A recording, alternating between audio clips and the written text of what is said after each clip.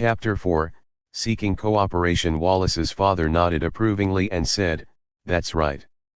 Marrying Crystal will be beneficial to our family. Your grandmother also likes that girl very much, and Crystal has a rich family background. She can be considered a strong ally of our Heiress family. This is my own business. I already said that I won't divorce Sharon. Are you crazy? Why won't you listen to me?" The two of them were still persuading their son when Sharon pushed the door open and entered. Upon seeing her return, his parents were completely displeased. Wallace's mother, June, had an expression that was especially bad. Her face was full of disdain and coldness as she said, "Tisk tisk, why didn't the garbage stay in the garbage dump? Why did she come back to embarrass herself?" Sharon bit her lower lip lightly. She knew that June had always looked down on her and felt that she didn't have a strong background or marry in with a rich dowry. What would June think if she were to find out that her daughter-in-law had become the Sullivan Group CEO and had $10 billion? However, Sharon didn't say anything. She didn't intend on letting anyone know her identity for the time being. After all, she had never returned to the Xavier family and didn't know what the family was like. If her identity was exposed, it would inevitably cause a lot of trouble. Therefore, she had to keep a low profile. Furthermore, although June had a strange temper and didn't like her, she was still her mother-in-law for the sake of her reputation. Sharon lowered her head and said apologetically, "I'm sorry, Dad, Mom. I've caused you trouble today. You think it's just trouble? You just want our family to be embarrassed in front of the other members of the Heiress family." "Sharon, it's not that I want to criticize you, but how can a girl be so shameless? I hope you realize the gap between us soon and quickly get lost from the Heiress family to make space for Crystal." When Wallace heard her mother's words, he frowned and said in a sad tone, "Mom, Sharon is your daughter-in-law. You must have been under her spell." June's tone was filled with disappointment. "I don't have such a poor daughter-in-law. Get out. Get as far away as possible." Wallace looked at Sharon and urged, "Why are you still standing there? Hurry up and go back to your room." Sharon glanced at the man beside her. For the first time, she felt that he was actually a little warm. But the next second, June glared at her and shouted, "Hurry up and go up. Otherwise, I'll get someone to break your legs immediately." After returning to her room, Sharon heaved a sigh of relief. She had been married to Wallace for 5 years, but they never had a married life. Wallace slept in the master bedroom while she slept on the small bed in the study room. That night, Sharon found it hard to sleep. This isn't a movie, so how could something like this happen? She was so shocked that she still didn't know what to do. She had just covered herself with the blanket when there was a knock on the door. Without waiting for her reply, Wallace walked in. "How's Uncle Smith's condition?" "There's $1 million on this card, take it to the hospital tomorrow." Wallace stared at Sharon, who was wrapped up tightly, and actually found her cute. Sharon shook her head. "No need. Someone has already paid Uncle Smith's bill for him to continue his special care treatment." "Really?" Wallace frowned slightly. "Sharon doesn't have a job and usually stays at home to take care of the family. Her friends don't have that much money either. Who helped her?" Only then did Wallace realize that he knew too little about his wife. "Yet." Sharon gripped the corner of the blanket tightly with one hand. "Uncle Smith is a good person, he took care of others his whole life and even helped many people. Good things come to good people. Now, he can undergo his liver operation and can even participate in the experimental treatments for leukemia." Wallace nodded. "That's good. Rest early." Sharon's long eyelashes fluttered slightly, and her clear eyes were searching. "You haven't been resting well recently? Did something happen in the company?" Wallace didn't expect his wife, whom he had neglected for a long time, to see something that his parents did not. The company wants to expand their business, we will need to collaborate with the Sullivan Group. However, the Heiress Group has just entered the construction period and isn't powerful enough. It'll take some time before the other party will get back to us." For some reason, Wallace felt like something was stuck in his throat while discussing this matter with his wife. The Heiress Group and Sullivan Group aren't in a collaboration. Sharon found it a little strange. Every time Madame Heiress talked about the Heiress Group's collaboration partners, she was like a proud peacock. She didn't expect that the latter couldn't even control a New York company. The Heiress Group is just starting out, so the Sullivan Group wouldn't be interested. Chapter 5, Looking for a Job. Wallace's calm gaze was deep and dark, and there was a hint of heaviness in his tone. The reason why Grandma likes Crystal is that the few casinos under her father are all built by the Sullivan Group. Thus, Grandma just hopes that Crystal can help the Heiress Group connect with them. He didn't notice that his words seemed to be explaining their relationship to Sharon. Sharon nodded, a little surprised. So the Heiress Group is so eager to collaborate with the Sullivan Group. They never would have thought that the Sullivan Group is already mine. Realizing this, Sharon, who was still hesitating whether she should take over the company, suddenly made a decision. She wanted to help Wallace get the collaboration rights.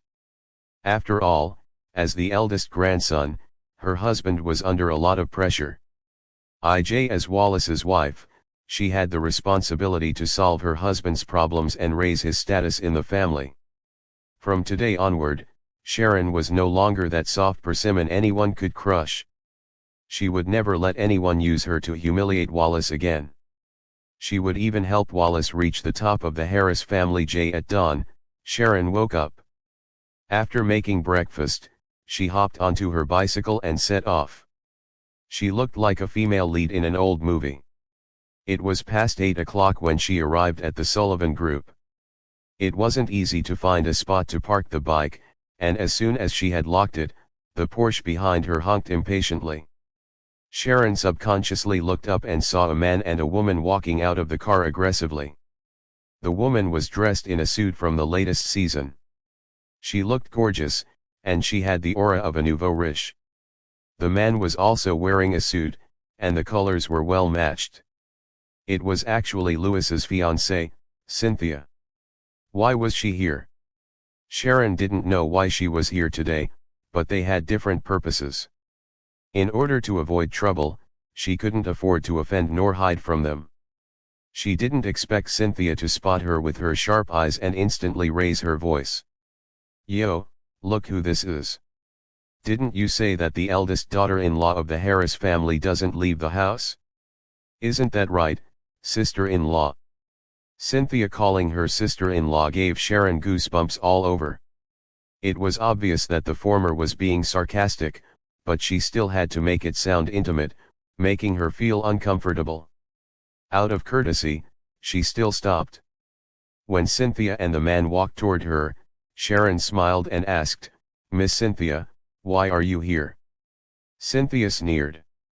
"My secretary and I are here to meet Mr. Tommy, president of the Sullivan Group. After all, our family business is looking to expand, so we wanted to see if we could work with the Sullivan Group. Not only will this be a good thing for the Carter Group, but it will also benefit the Heiress Group." Sharon really didn't understand the business layout of New York, nor did she know what collaboration the Carter Group had with the Sullivan Group.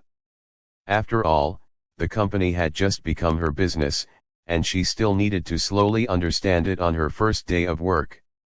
However, she didn't want to say much and only nodded. "Miss Cynthia is beautiful and capable. You and Louis are a perfect match." Cynthia rolled her eyes and gazed at Sharon with contempt and pity. This B*TCH was scolded badly by Madame Heiress yesterday. She walked out like a stray dog, but today, she could still appear in front of everyone with ease. Why would a man like Wallace marry such a woman? If Sharon hadn't blocked my way, I definitely wouldn't have gone for the second best and gotten engaged to Louis, who is inferior to Wallace in every aspect. At the thought of this, Cynthia felt angry and wanted to embarrass Sharon. She asked, "Sister-in-law, What are you doing here? Are you cleaning? Sharon didn't take her words to heart. Instead, she said frankly, I'm here to find a job. Did I hear wrongly? Cynthia laughed until she bent over. A person like you wants to work in the Sullivan Group? Don't tell me you came to wash the toilet. My job search doesn't affect you. Sharon was very curious about Cynthia's thoughts. We've only met a few times, so why is Cynthia so sure that I can't do anything? Seeing that Sharon didn't answer, Cynthia continued to mock her. What's wrong? Did I say something wrong about you? Aren't housekeepers like you only allowed to wash the toilet? You need experience, haven't you been unemployed for 5 years? Speaking of qualifications, you only have a diploma from a lousy university. A piece of garbage like you can't even pass through the door of the Sullivan Group. If you have some self-awareness, you might as well be a stripper at a bar. You can even earn a few $1,000s a month. Chapter 6, Hidden Identity. After Cynthia said that, she seemed to have thought of something. Then, she took out the plastic bottle from the man behind her and threw it at Sharon's feet, the smile on her face bone-piercing cold. Why don't you pick up the trash? Maybe you can get a good profit too. Seeing that Cynthia didn't have a good attitude toward the woman in front of him, the man's expression changed instantly. Although you're a good-for-nothing, seeing that you're related to our mistress, I'll put in a good word for you later. After all, I have some ties with the president of the Sullivan Group. If you kneel down and kiss our mistress's feet, I might say something nice and let him arrange a cleaning job for you. Sharon's face was expressionless as she said, if you really want to work with the Sullivan Group, you had better lose that attitude. Otherwise, I'm afraid the Sullivan Group won't cooperate with people of your quality. On Cynthia's gorgeous face, her facial features instantly shifted. She raised her eyebrows and stared at her with a fierce look. What do you mean? You actually dare to say that I have no manners? Do you know what my family does? When my father casually gives a greeting, there will be no place for you in New York. Do as you wish, if you can really do it. Sharon's tone was calm. After saying that, she couldn't be bothered with Cynthia anymore and strode toward the Sullivan Group's door. B*TCH. Stop right there. Cynthia was a little shocked. Didn't they say that Sharon has always been submissive? Why does she suddenly seem like a different person today? Cynthia was quick to stop Sharon just as the latter was about to pass through the door.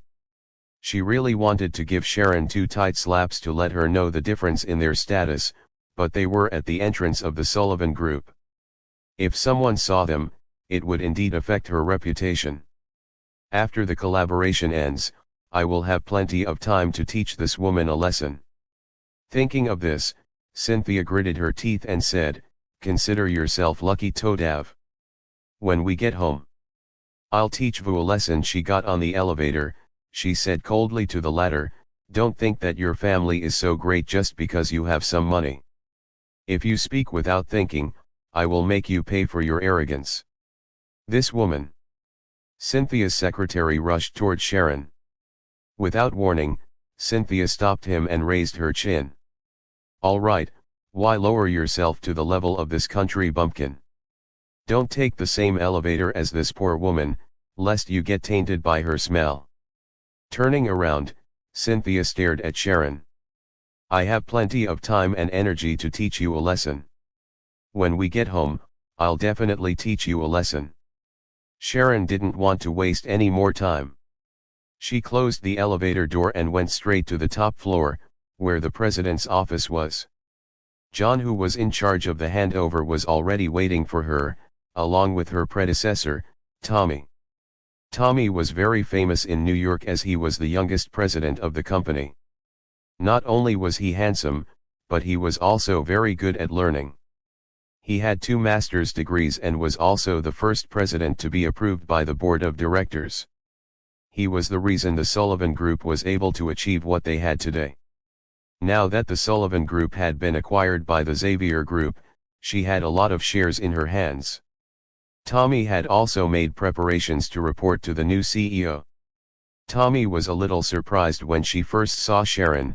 He didn't expect that the lady Uncle John mentioned was actually so young. She looked even younger than him. "Miss, this way, please." Very quickly, he restrained his strange expression and bowed respectfully. It was also Sharon's first time meeting Tommy, and she had to admit that this man was really good looking. Tommy was dressed in a flashy purple suit, but he looked cold and elegant. There was also a seductive look in his eyes. He probably had a good figure because he had been exercising for a long time, and there was an air of nobility and experience around him. Sharon sat in the CEO's seat. Although she hadn't been in contact with work for a long time, it didn't mean that she didn't know how to work. In addition, her family hadn't completely settled the issue yet. She thought for a while before saying, "I might not often appear in the company in the future, so I still need you to manage it. Also, don't reveal my identity for now." Tommy nodded. He knew that with the Xavier Group's strength, they would naturally have a lot of enemies. In addition, the Xavier Group had a lot of businesses, so Sharon would definitely be very busy. Among them, the Sullivan Group was just a small existence to her family, so it was understandable that she didn't want to spend too much effort on this. "Okay. If you need anything in the future, just let me know." At this moment, a male secretary knocked on the door and said anxiously, "Mr. Tommy, a lady named Cynthia has brought her secretary to see you. Do you have time now?" Cynthia. Sharon remembered what Cynthia had just said to her. She's got to be pretty anxious to be with the Sullivan Group right now, right? The corners of Sharon's mouth curl. Cynthia had no idea that the company she was trying so hard to work with was hers. "Well, take your time. The show's about to start. IJ.